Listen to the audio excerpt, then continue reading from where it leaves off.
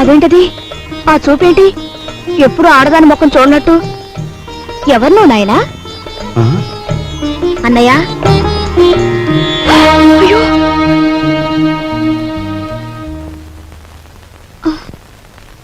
ఎవరు అమ్మాయి? పని మనిషిరా, ఇవాళే వచ్చింది. మన ఇంటికి పని మనిషి ఎందుకమ్మా? అదేమిట్రా, మీ అమ్మ ఒక్కతి పని చేసుకోలేక అవస్థ పడుతుందని నేనే కుదిర్చాను. అమ్మ ఒక్కతే చేయాలి, చెల్లెలున్నారుగా. ఇదేమో చదువుకుంటోందా? సరస్వతికి 4 రోజుల్లో పెళ్లి చూపులు. సరస్వతికి పెళ్లి చూపులా? ఏమిట్రా నీ ఆశ్చర్యం నువ్వును? అది కాదు నాయనమ్మా, ఇంతవరకు అత్తయ్యకి వస్తున్న కట్టం తాలూకా డబ్బు ఇవ్వలేదు. ఇప్పుడు దీని డబ్బు ఎక్కడి నుంచి తీసుకొస్తాం? ఆ విషయాలన్నీ నీకెందుకురా? అప్పో సప్పో చేసి నా తిప్పల్నే పడతాను. అప్పు చేసి పెళ్లి చేసేంత అవసరం ఇప్పుడు ఏమొచ్చింది? ఒరే, డబ్బున్నప్పుడే నిన్ను చదివించొచ్చులేని మీ నాన్న అనుకునుంటే నీకు అసలు చదువు వచ్చేదేనా? పిల్లకాకేం తెలుసు ఉండేలు దెబ్బని వాడి వితండవాదంతో ఏంలే నాయనా. నువ్వెక్కడో చోట అప్పో సప్పో చేసి ఈ శుభకార్యం కాస్త చేసి వెళ్ళు. చూసావా వాడికి ఎంత కోపమో చూసావా? వీడికే గనక ఆ మహారాజు బుద్ధి వచ్చుంటే ఈ పాటికి 2 జిల్లాలకు కలెక్టర్ అయ్యేవాడు. 2 జిల్లాలకి.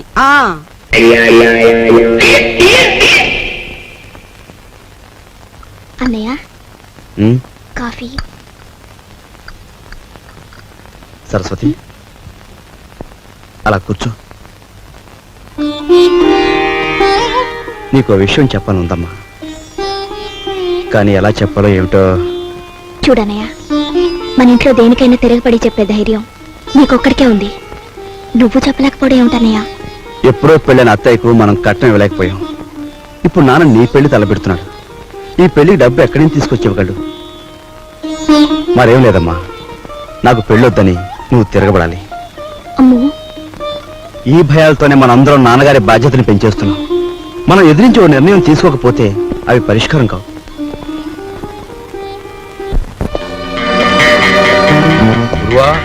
అంతా ఎంక్వైరీ చేశాను. ఆఫీసరు 9వ గంట కొట్టేటప్పటికి హాల్లోకి వస్తాడంట. ఆ తర్వాత వాడి స్థానంలోకి నువ్వు వెడతావు.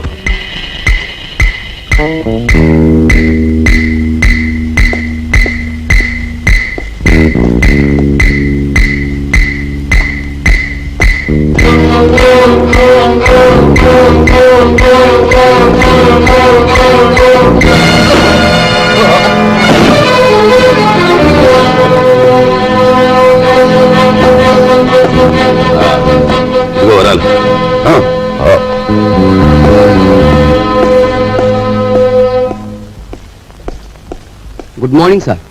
Good morning. ఎవరు నువ్వు? అదేమిటి సార్, నేను మీ అకౌంటెంట్ నరసింహరావు సార్. మీ ఆఫీసులోనే పనిచేస్తున్నా. ఏమిటి పని? రేపు ఆఫీసులో జీతాలు కదండి, 6000కి చెక్ రాసుకొచ్చాను. మీరు సంతకం పెడితే బ్యాంక్ వెళ్ళి డ్రా చేసి తీసుకొస్తాను. ఇక నుంచి చెక్కులు గిక్కులు ఏమొద్దు. రేపు ఆఫీస్లో క్యాష్ ఇచ్చేస్తాను. క్యాష్ ఎంత? 6000 సార్. ఆఫీస్కి వెళ్దాం. వచ్చే సొమ్ములో అప్పుడే 6000 ఆమదం.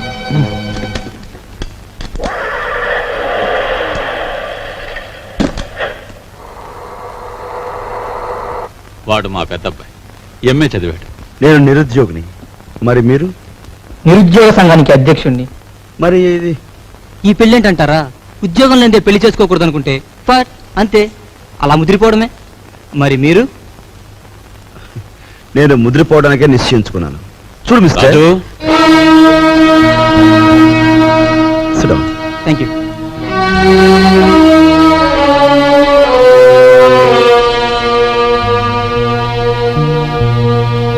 లలిత,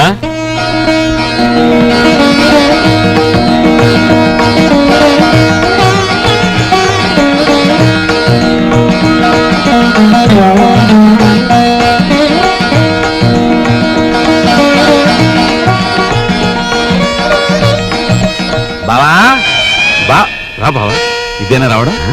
హాల్ అంతా ప్రేక్షకులతో నిండిపోయింది. కొంప తీసి సరస్వతికి ఏమన్నా పెళ్లి చూపులా? అవును బావ. బాగుంది. మొదటి సినిమా రిలీజ్ కాకుండా రెండో సినిమాకి ముహూర్తం పెట్టేట వెనకటి గౌడ నీలంటాడే. అది కాదు బావా. ఏది కాదు, ఇప్పటికి నా పెళ్ళై 5 సంవత్సరాల 3 నెలలు 2 రోజులు అయింది. ఇంతవరకు నా కట్నానికి దిక్కులేదు. దానికి పెళ్ళా అంటే రేపటి నుంచి దాని మొగుడు కూడా నీ ఇంటి చుట్టూ కట్నం కోసం తిరుగుతూ కూర్చోవాలా? మా నాన్న కట్నమో అని ఫైట్ చేస్తున్నాను నన్ను. గొడవ దేనికి బావా, పెద్దలందరి ముందు. అవును, నా కట్నం ఎగ్గొట్టిన నువ్వో పెద్ద మనిషివి, నీ కూతురు చేసుకోవడానికి వచ్చిన ఆయన పెద్ద మనిషి, మధ్యలో నేను లోపడగాను అంతేనా? అవును, ఇంతకీ ఏడా పెళ్లి కొడుకు తండ్రి? కొంపకి ఏంటి నీ గొడవ? నాకు అర్థం కదా అసలు. టైం ఇస్తే నీ కట్నం బాకీ తీర్చేస్తాను. ఇదిగా ఇవన్నీ నాకు అనవసరం. నా కట్నం డబ్బు నాకు ఇస్తే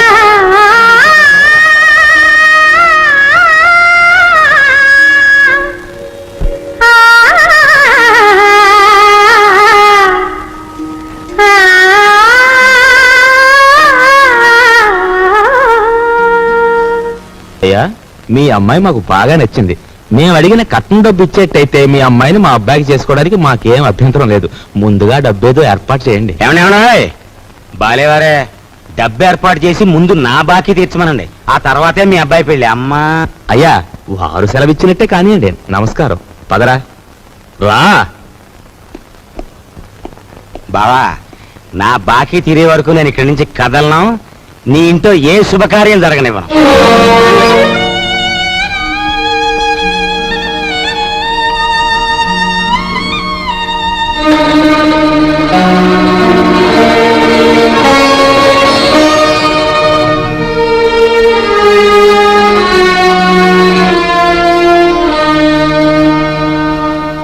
ఈ డబ్బుతో మీ పెళ్లి సంబంధం ఖాయం చేసుకునేందుకు నాకేం అభ్యంతరం లేదు. అయితే అనుకున్న కట్నం బ్యాలెన్స్ పెళ్లికి వారు ముందే ఇవ్వాలి.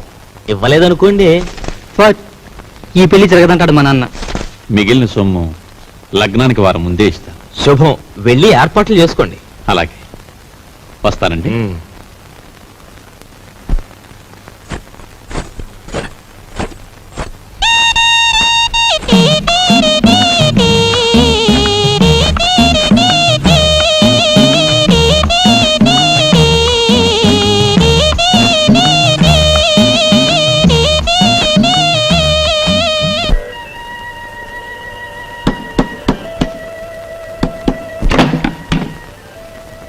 లోపలికి రమంగి. చిచి, నువ్వు కాస్తంత లేవు, అందులోనూ చదువుకునే కుర్రాడివి. నీ గది నిండా బూతు బొమ్మలా. ఏంటయ్యా నువ్వు చదివేది? ఉండు, నీ పని చెప్తాను. అమ్మగారు, అయ్యగారు, పెద్దబ్బాయి గారు, మంగి మంగి, ఇంకెప్పుడన్నా పిచ్చి పిచ్చి వేషాలేస్తూ నా వంక చూసావో జాగ్రత్త. ఇక నుంచి నీ గది నువ్వే ఊడ్చి పాచి పోగు చీపురు అటువైపు పడే. లేదు అమ్మగారు? వద్దు, నా గది నేనే ఊడ్చుకుంటాను. ఉమ్.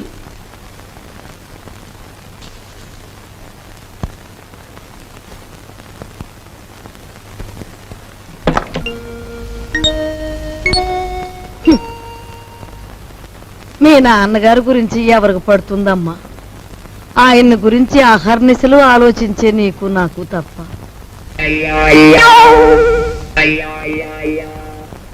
అమ్మాయి సావిత్రి వచ్చిందిగా, ఏం వండుతున్నా? పప్పులు చేసి చాలే, ఆడబిడ్డ ఇంటికి వస్తే పులుస్తోనూ చారుతోనూ అన్నం పెడతావా? నా తల్లికి నేతిగారులంటే ఇష్టం, అవి చెయ్యి. ఆగండి ఆగండి, అక్కయ్య వంట చేస్తోంది కదా అని సున్నుండ్లు గారెలు చేయమంటే ఆవిడకి ఎంత ఇబ్బంది ఆలోచించారా? పర్వాలేదు బాబు, ఇదో శ్రమ. నాకు తెలుసు అక్కయ్య, నీకు భూదేవుకున్నంత ఓపుకుందని. అయినా నేను ఎప్పుడైనా నాకు సేమియా పాయసం అంటే మహా ఇష్టం అని చెప్పానా? చెప్పను. పులిహోర అంటే ప్రాణం లేచి వస్తుందని చెప్పానా? చెప్పను. ఆయన అసలే మొహాట మనిషి వదిన, నోరు విడిచి ఏదీ చెప్పరు. ఆ అబ్బాయి చెప్పకపోయినా ఈ ఇంటికి అల్లుడుగా వచ్చాక ఆ మాత్రం చేసి పెట్టాలని దానికి మాత్రం తెలీదు. అలా చెయ్యమ్మా. అలాగే అత్తయ్య.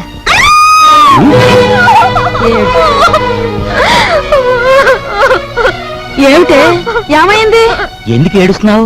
ఏమన్నా తేలు కుట్టిందా? పావుల నర్సయ్యకి ఫోన్ చేస్తా. తేలు కాదండి, చచ్చిపోయిన సన్యాసిరావు గారు చటుక్కున జ్ఞాపకం వచ్చారండి. ఆ మూల కూర్చుని ఏడుస్తావేమిటి? ఆ ఏడ్చా ఏడిపోగా ఇటు వచ్చాడు. ఈ కేడొచ్చండి.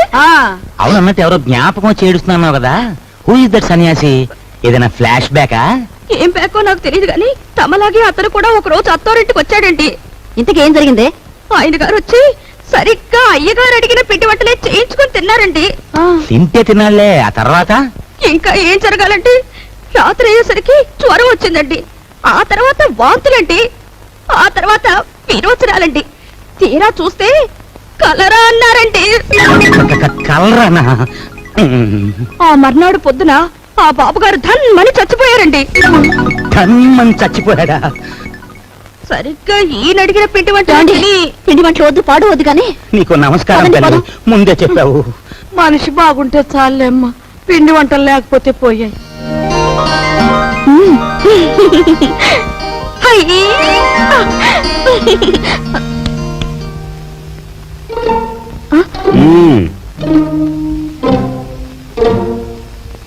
నైస్.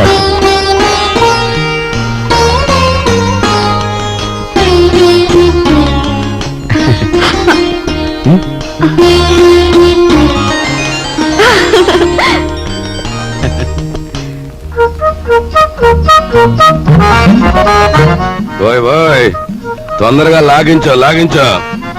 లాగించు లాగించు అని జతకావాడు గుర్రపు తోగలాగినట్లు లాగుతుంటే తెరుచుకోవద్దు. దీని నంబర్లు తెప్పలేక నాకు దిమ్మ తిరిగిపోయి బొమ్మ కనిపించేస్తా. అంత చికాకున్నా వాడివి జీతాలు క్యాష్ పేమెంట్ ఇస్తాను ఎందుకు ఒప్పుకున్నారా బేవాల్సిన కొడక? ఒప్పుకోక సావమంటావా? సంతకం పెట్టడానికి సిద్ధపడితే చెక్కు మీద అంతే మన బండారం బయటపడిపోయి స్వామియే శరణం. స్వామియే శరణం. ఫ్యామిలీ లేడీ వస్తున్నట్టు వెళ్ళి దాక్కుంటు దాక్కు. స్వామియే శరణం, స్వామియే శరణం, స్వామియే శరణం. పాలు తీసుకోండి. తీసుకుంటాను, అలా ఉంచు. రేపు ఆఫీసులో జీతాలు ఇవ్వాలి.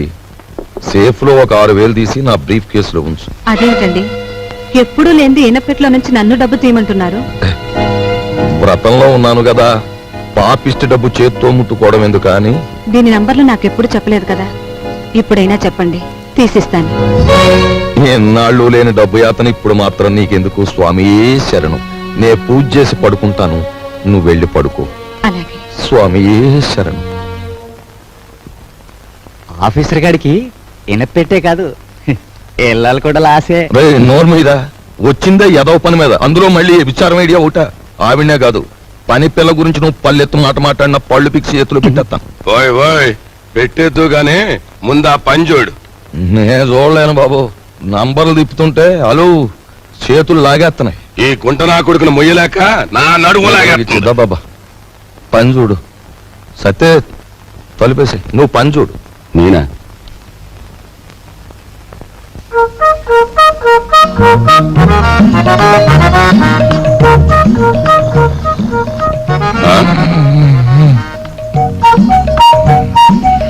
అమ్మ నా కొడక, వచ్చిందా అలు? ఒరే ఒరే, గాడిది వాండ్రించినట్టు నువ్వు కొరకెట్టు తొంగుంటే నా బుర్ర ఏమన్నా పని చేయాలంటావా? కోప్పడ గురువా. అలు ఆఫీసర్ గారికి గురకెట్టే అలవాటు ఉంది. ఇప్పుడు మనం గురకెట్టలేదనుకో ఫ్యామిలీ లేడీకి అనుమానం వచ్చేస్తుంది. పని చూడరా, పని చూడు. కర్మరావు, నిన్ను పనిలో పెట్టి నేను చేయాల్సి వస్తుంది. ఏమండి, వచ్చే అన్నయ్య వచ్చేస్తున్నాడు. అసలు విషయం తేలిపోవాలి. జాడిని చదివిపెట్టండి, ఊరుకుంటే లాభం లేదు.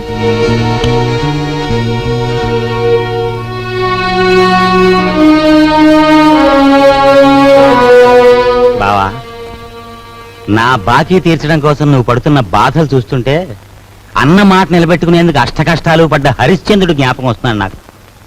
బాబు, ఎంతకు నువ్వు చెప్పేదేమిటి? ఏముంది, నువ్వు హరిశ్చంద్రుడివి, మా నాన్నేమో విశ్వామిత్రుడు. నేను నక్షత్రకుండా అయిపోయాను అనవసరంగా. ఇదిగో ఇదంతా నాకు అనవసరం. నువ్వు మార్వాడి దగ్గరికి వెళ్ళి అర్జెంటుగా అప్పు చేసి. పుట్టిన ప్రతి చోట అప్పు చేశాను బాబు. నీ ప్రయత్నాలన్నీ ఫ్లాప్ అయ్యాయి కాబట్టి ఓ సూపర్ హిట్ ఐడియా చెప్తాను. ఏమిటి? దీనికి ఆడియన్స్ అంతా కావాలి. అత్తయ్య, అక్కయ్య, నా ఓన్ వైఫ్ సావిత్రి, ఓయ్ మేనల్లుడు, ఆడియన్స్ మొత్తం వచ్చేయండి. కమాన్. బావ కష్టాలన్నీ గట్టెక్కిపోవడానికి నేను 70mm ఐడియా ఇస్తున్నాను. అందరూ జాగ్రత్తగా వినండి. పెద్దాపురం బసవయ్య గారి అమ్మాయిని మన రాజుకి ఇచ్చి పెళ్లి చేసేస్తే వాళ్ళు భారీ ఎత్తున కట్నం ఇస్తారు. దాంతో ముందు నా కట్నం బాకీ తీర్చేయచ్చు. మన సరస్వతి పెళ్లి చేసేయచ్చు. మిగిలిన బ్యాలెన్స్ డబ్బుతో ఒక ఇల్లి కొట్టు పెట్టుకోవచ్చు. కాకపోతే ఏంటంటే ఆ అమ్మాయికి ఒక కన్ను గుడ్డి ఒక కాలు కుంటి. వెధవ సలహాలు ఒక నోరు మూసుకో. మా రక్తం ఓడ్చైనా సరే నీ కట్టిన డబ్బులు నీకు సెటిల్ చేస్తాం. అంతవరకు తేరగా తింటూ కూర్చో. అంతేగాని ఇంకెప్పుడు ఇలాంటి పిచ్చి పిచ్చి సలహాలు మాత్రం ఇవ్వకు. జాగ్రత్త. ఏమిటన్నయ్యా మనిషి అంత మనిషి మీ బావను పట్టుకొని వాడంతంత మాట్లాడుతుంటే నువ్వు చూస్తూ ఊరుకుంటావా? ఒరే పెద్దంతరం చిన్నంతరం లేకుండా ఇంటి అల్లుండి పట్టుకుని అట్ట ఎత్తి పొదేస్తే ఆడికి కాస్త గడ్డి పెట్టలేవు. లలిత ఎండలో అలసిపోయి వచ్చాడు, వెళ్ళి వాడికి అన్నం పెట్టు. అమ్మో అమ్మో అయ్యో ఏయ్,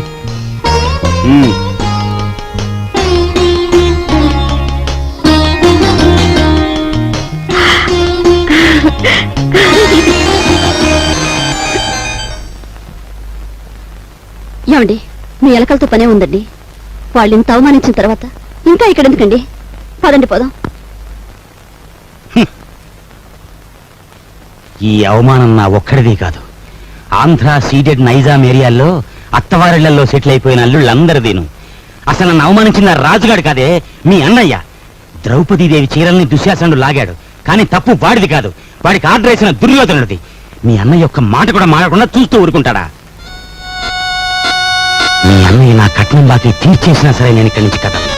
నా కక్ష తీరే వరకు ఇక్కడే ఉంటాను. ఇక మీదట విశ్వామిత్రుడు నేనే, నక్షత్రకుడు నేనే. తాళం తిప్పితే వచ్చి ఈయన పెట్లు